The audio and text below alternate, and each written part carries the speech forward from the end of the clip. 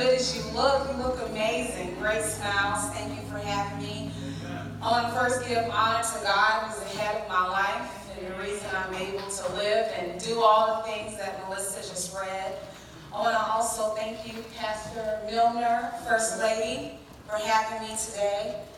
And of course, my cousin Annette and my cousin Marissa and family. Annette always says that she always knew I was going to be a journalist because at the age of 5, I was always asking everything and telling everything. So she saw this way out before most people did. And so for those of you who have kids, grandkids, small nieces and nephews, encourage them. Now you may have to steer and guide that gift, but you never know what God will do with it in time. So thank you, family. So 2 days. Y'all know what I'm talking about? 2 days.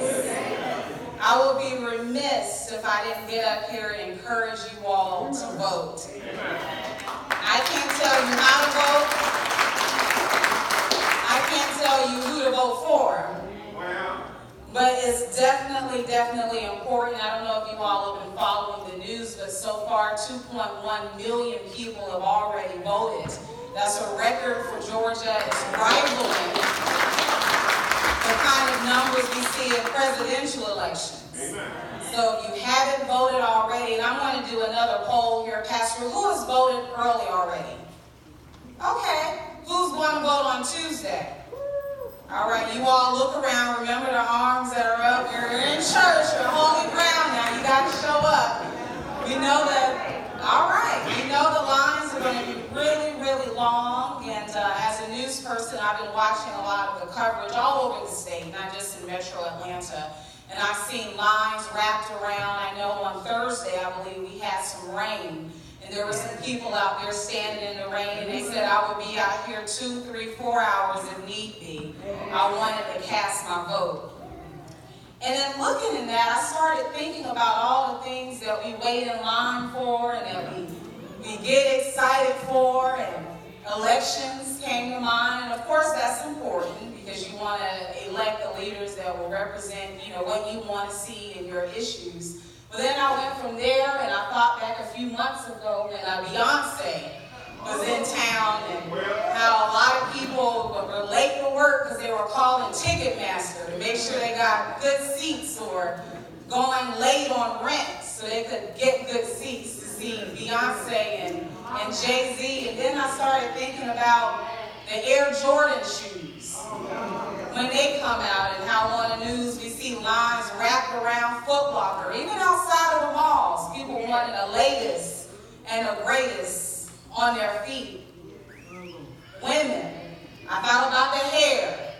You see a hair or wig we want, it's on sale. We're right there at the beauty supply. Or we're right there online to make sure we can wear the latest and the greatest. And for men, I know some of you are now thinking about the Falcons and the Redskins play at 1 o'clock. You're looking at your watches. Don't want to be late to the football game or spend your last for a ticket to go to a football game. And I just thought, we show up for so many things, but how often do we show up for ourselves? How often do we show up for each other? And most importantly, how often do we show up for God? So when I heard the topic, when Annette asked me to come about men and women uniting or binding together in Christ, I instantly thought about, you can apply that to so many things. Of course, in ministry, but then in life, in relationships, on the job. And I thought about Adam and Eve, the original dynamic duo. This is before Batman and Robin, before Starsky and Hutch, before Ginger Rogers and Fred Astaire. And God created them to come together, made Eve from Adam, but to rule over the world and the animals of the world. But Eve allowed the enemy to get into her ear. And of course, we know from there we have the fall. But Jesus, when Jesus came and died for our sins, he allowed both of us, men and women, to come back saved by faith, united in Christ, and able to rule this time in the kingdom and for the kingdom. And so because of that, we're all together and we can do more together than alone. And every day I use this instrument in my ear. It's called an IFB. That's a term we use in news, and it stands for interruptive feedback or interruptive fold book, however you want to put it, because it folds over your ear. So a lot of times when you watch the news, we may talk over anchors, or the anchors may say, Marissa Mitchell is live in the field, and you see us standing there for about 5 or 6 seconds before we start talking. That's because we're listening to that IFB. And that IFB, I can hear producers talking to me. I can hear directors. I can hear commercials. Everything that you hear and see on TV, I'm hearing in my ear, and that's how I get my cues. And sometimes I have to tell the directors and the producers to back off because I'm on the scene and I need to be able to hear and focus on what's in front of me so I can deliver the message to the people in a way that's clear and concise. And so you're always getting an IFB or an interruptive feedback. And that's not just in news, but that's in life as well. So it's critically important to be focused and to know that you cannot do this thing alone. This power struggle that we see, particularly between men and women, is kind of like tug of war. And you all know in tug of war, when you have one side going this way, the other side going this way, no one moves. And it's the same thing in ministry in Christ. Unless we unite and bind together, we're standing still. I'm a storyteller. Every day I tell stories, so I'm going to tell a quick one to you all today. Melissa told you I'm a journalist. I've spent many years in this career. And I grew up in the Atlanta area, looking up to women like Monica. I still call her Monica Kaufman. I know she's Monica Pearson now. Karen Greer, the late great Amanda Davis, Brenda Wood. All of these women I've seen and connected with and maintained contact with over the years. And the main one, though, was Oprah Winfrey. I was the type of child that instead of coming home and watching cartoons, I would come home and watch the Oprah Winfrey Show. And I could tell you all the news anchors and reporters on TV because that was all I watched. Didn't matter which station, I watched all the news organizations. So my whole time growing up, I wanted to interview Oprah Winfrey. Fast forward about 2 years ago, I was at Fox 5 for a year now. And I actually interned at Fox 5, so God brought me full circle back home. But I heard that Oprah Winfrey was going to be at Agnes Scott College. She was going to be speaking there. And I went to my managers and I said, hey, Oprah Winfrey's going to be in town. Let's reach out to her people, see if we can get an interview. And I got pushback on that. Because people go, Oprah Winfrey?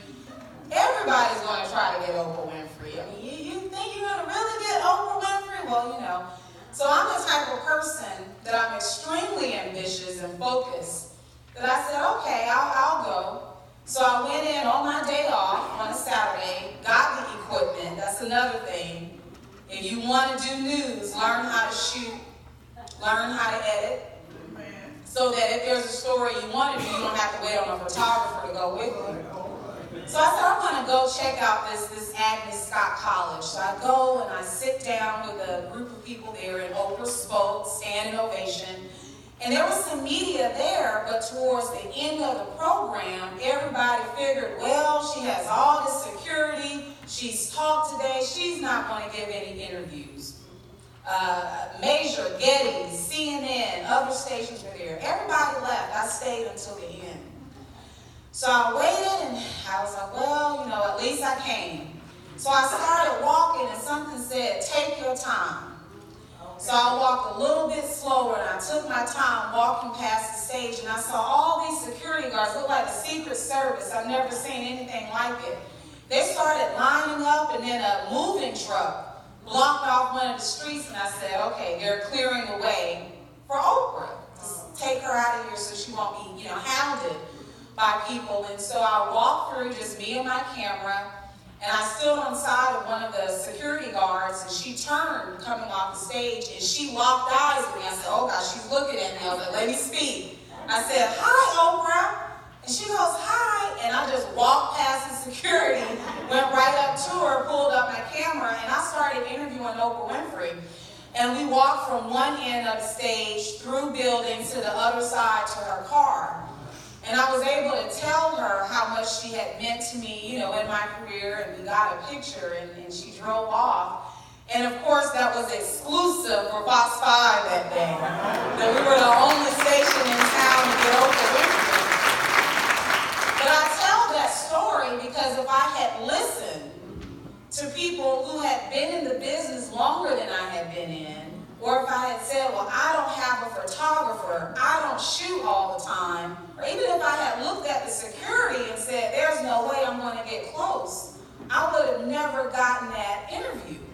So that was a time when I had to turn off my IFB, and I had to get focused and do the things that I know that God had called me to do. And I still believe to this day, had I had a photographer with me, had more been going on, I probably would not have gotten her. But since I was there by myself and she figured this girl is bold enough to approach me, I might as well give her some time of day and talk to her. And so if there's anything you want to do, you got to stay focused.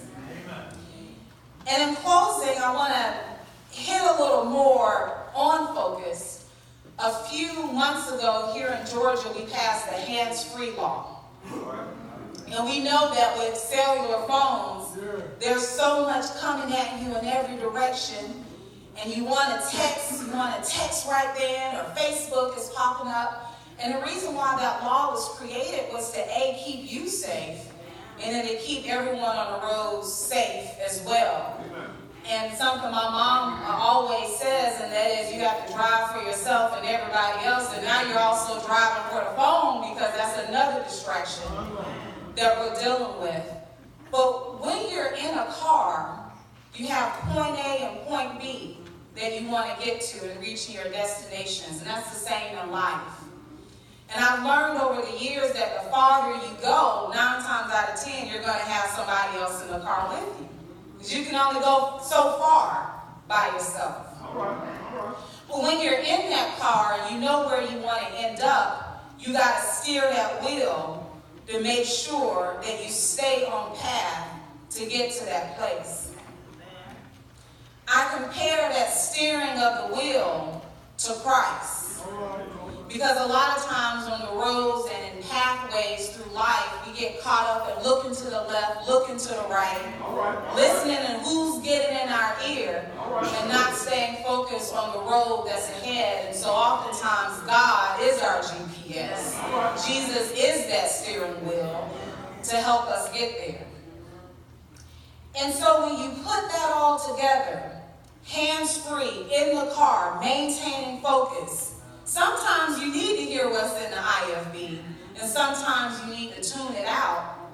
You realize that as you continue to go through life, you're going to have haters. We talk about the haters all the time. But you're also going to have supporters. And if you've been around long enough, you know the supporters can be just as detrimental as your haters if you don't watch yourself. And so for men and women binding together in Christ on this roadway through life with the haters and the supporters, sometimes you have to speak the word and speak the word only. All right. So haters will get in your ear and say, oh, you can't do that. You don't have the education. You don't have the pedigree. You don't know the right people in the right places. You don't have the look. Or you may have people, your supporters, who say, girl, you got it going on. You're the best to ever do it. But in cases like that, you quote Matthew 23:12, for those who exalt themselves to be humbled will be humbled. Those who humble themselves will be exalted. And then you have other people who say, well, oh, when you get that position, the doors are going to open up. Or when you get that man or that woman, everything's going to be all right. Or when you move into that house, you got it made in the shade. But for that, there are two scriptures. One, Mark 11:24, the other, Matthew 6:33. Whatsoever you ask in prayer, believe that you have it, and it will be yours. And seek ye first the kingdom of God and his righteousness, and all these things shall be added unto you. God is the GPS.